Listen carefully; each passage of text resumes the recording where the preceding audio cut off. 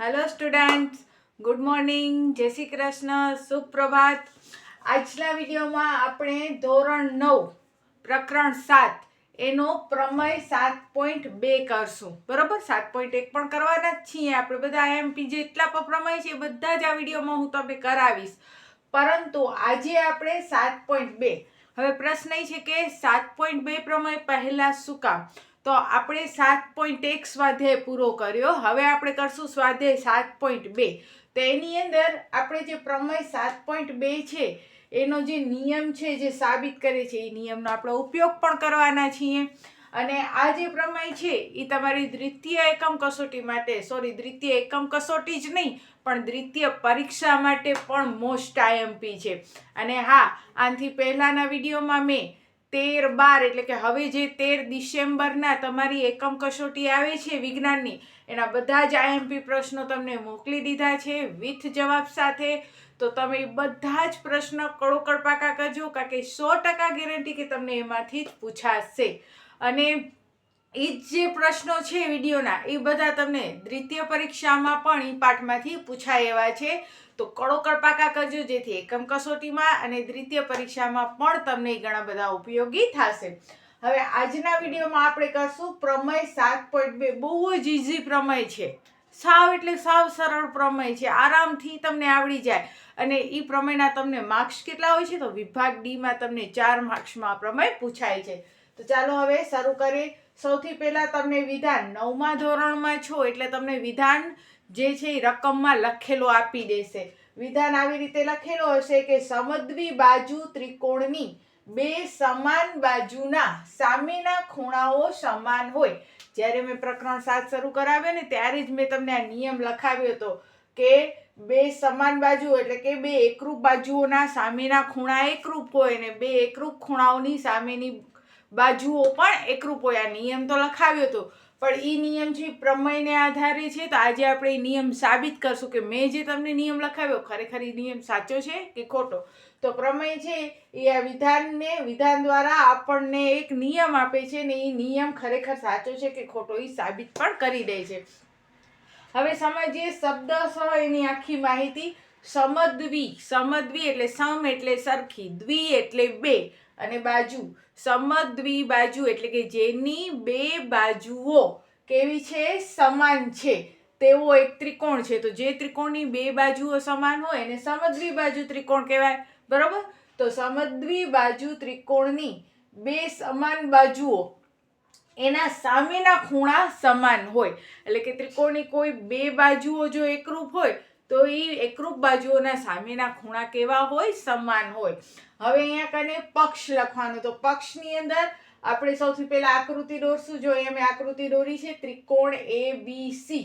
બરોબર, તો આપણે લખશું પક્ષની અંદર કે ત્રિકોણ ABC એ કયો ત્રિકોણ છે? સમદ્વિ બાજુ એટલે કે જેની બે બાજુ સરખી છે. કઈ કઈ બે બાજુ સરખી છે? તો ત્રિકોણ ABC એ સમદ્વિ બાજુ ત્રિકોણ છે, અને જ્યાં AB અને AC સરખા છે. તો જુઓ હવે આપણે આકૃતિમાં નિશાન કરી નાખીએ. આ આપણી AB બાજુ અને આ આપણી કઈ થઈ? AC બાજુ. આ બંને બાજુઓ કેવી કહી દીધી છે? આપણને સરખી કહી દીધી છે. બરોબર, અત્યારે આપણે આ પછી દોરશું. ચલો, થઈ ગયો આપણો ત્રિકોણ. હવે કહે છે કે એના સામેના ખૂણાઓ સમાન હોય. તો જુઓ આ AB દેખાય છે ને, AB બાજુઓ. તો આ AB બાજુ છે, બરોબર એની સામેનો ખૂણો જુઓ કયો છે? ખૂણો C. અને એવી જ રીતે AC બાજુ એની સામેનો ખૂણો કયો છે? B. આપણે સાબિત કરવાના છે કે આ બંને ખૂણા સરખા હોય, એટલે કે ખૂણો ABC અને ખૂણો ACB એ બે ખૂણા સરખા છે એ સાબિત કરવાના છે. પક્ષ એટલે આપણને જે આપ્યું છે તે લખવાનું. તો ત્રિકોણ ABC સમદ્વિભુજ બાજુ છે અથવા સમદ્વિ બાજુ છે, અને જેની બે બાજુ AB અને AC કેવી છે? સરખી છે. જુઓ, ત્રિકોણ ABC સમદ્વિ બાજુ ત્રિકોણ છે, AB અને AC કેવા છે? સરખા છે. સાબિત શું કરવાનો છે? તો સામેના ખૂણાઓ સમાન હોય. તો સામેના ખૂણા એટલે આની સામેનો ખૂણો અને આની સામેનો ખૂણો, એટલે આખા ખૂણાનું નામ આપણે સાધ્યમાં લખવાનો કે સાધ્યમાં ખૂણો ABC અને ખૂણો ACD સરખા છે. હવે સાબિતીમાં જોઈએ તો અહીંયા તો સિંગલ ત્રિકોણ છે. નિયમ તો ખબર છે કે ભાઈ આ બે બાજુઓ એકરૂપ છે, તેના સામેના ખૂણા એકરૂપ જ હોય, પણ સાબિત કેમ કરવો? તો એના માટે આપણે કોઈકને બોલાવો તો પડશે, કાંઈક તો કરવું પડશે. તો અહીંયા આપણે કરશું ખૂણા એનો દ્વિભાજકને બોલાવી આવશું કે હાલો ભાઈ આવી જાઓ. જો અહીંયા મેં શું કર્યો, ખૂણા એનો દ્વિભાજક એટલે સાબિતીની શરૂઆત કરીશ કે ત્રિકોણ એબીસીમાં ધારો કે એડી એટલે કે આ જે એડી બાજુ મેં દોરી, જેને મેં બોલાવી વેલકમ કર્યું, એ એડી બાજુ એ ખૂણા એનો શું છે, દ્વિભાજક છે. હવે દ્વિભાજક એટલે શું, તો જોજો હો આ પેનને, આ ખૂણો એ છે બરોબર, આ ખૂણો એ. તો ખૂણા એના અહીંયાથી કેટલા ટુકડા થયા, 2 ટુકડા થયા. એક આ ટુકડો થયો અને એક આ ટુકડો થયો બરોબર. આ 2 ટુકડા થઈ ગયા કેના, ખૂણા એના. હવે ખૂણા એના આ જે 2 ટુકડા થયા એ 2 ટુકડાઓ કેવા છે, સમાન હોય, કારણ કે દ્વિભાજક.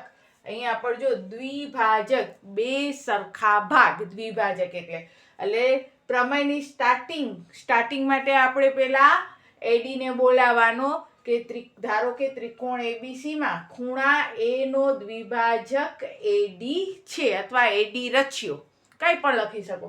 ત્રિકોણ એબીસી માં ખૂણા એ નો દ્વિભાજક એડી રચ્યો અથવા એડી છે બરોબર. હવે દ્વિભાજક કીધું એટલે ખૂણા એને કેવા સરખા, 2 ભાગ કરે. હવે જોઈએ તો હવે આપણને 2 ત્રિકોણ મળી ગયા. કયા કયા ત્રિકોણ મળ્યા, હાલો જોઈએ. એક આ લડ્ડુ ગોપાલ એટલે કે આ એક ત્રિકોણ. આ ત્રિકોણનું નામ શું છે, તો આ ત્રિકોણનું નામ છે ADB ત્રિકોણ. હાલો બરોબર, ADB ત્રિકોણ. અને બીજો ત્રિકોણ, હવે બીજા ત્રિકોણમાં આપણે શું દોરશું, ચોકલેટ દોરી. હાલો આ ચોકલેટ વાળો ત્રિકોણ બરોબર. આ બીજા ત્રિકોણની અંદર શું છે, ચોકલેટ છે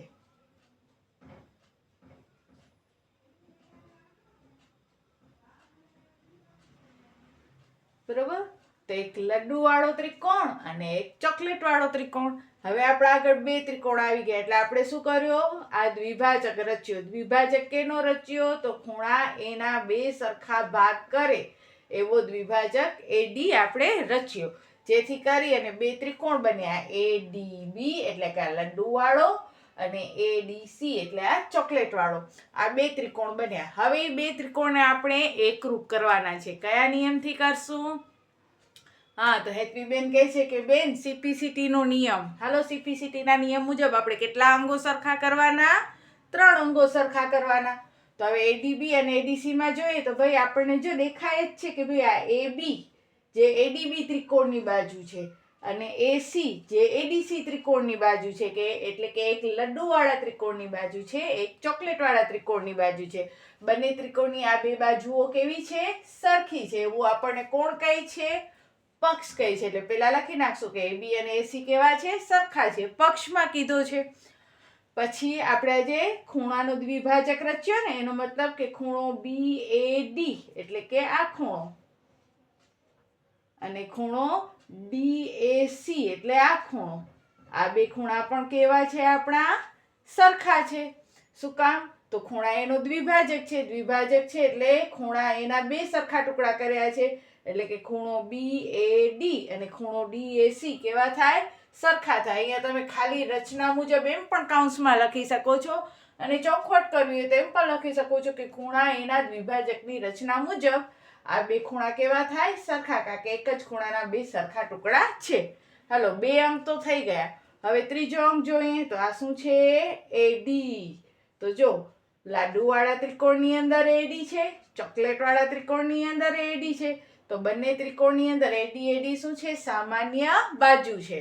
તો બાજુ ખૂણો બાજુ, બાજુ ખૂણો બાજુ એટલે બાખુબા.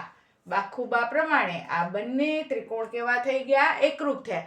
જો બંને ત્રિકોણ એકરૂપ હોય તો બાકી બધા અંગો એના કેવા હોય, એકરૂપ હોય. 3 અંગો તો આપણે આ એકરૂપ કરી નાખ્યા, તો બાકી આની સાથે આ ખૂણો, આ બાજુ સાથે આ બાજુ ને આ ખૂણા સાથે આ ખૂણો પણ એકરૂપ હોય. એટલે આપણે સિમ્પલી લખવાનું બાખુબા પ્રમાણે આ 2 ત્રિકોણ એકરૂપ થઈ ગયા, માટે ખૂણો ABC અને ACD પણ કેવા હોય, એકરૂપ જ હોય, કારણ કે એ બંને ત્રિકોણના જ એક અંગ છે.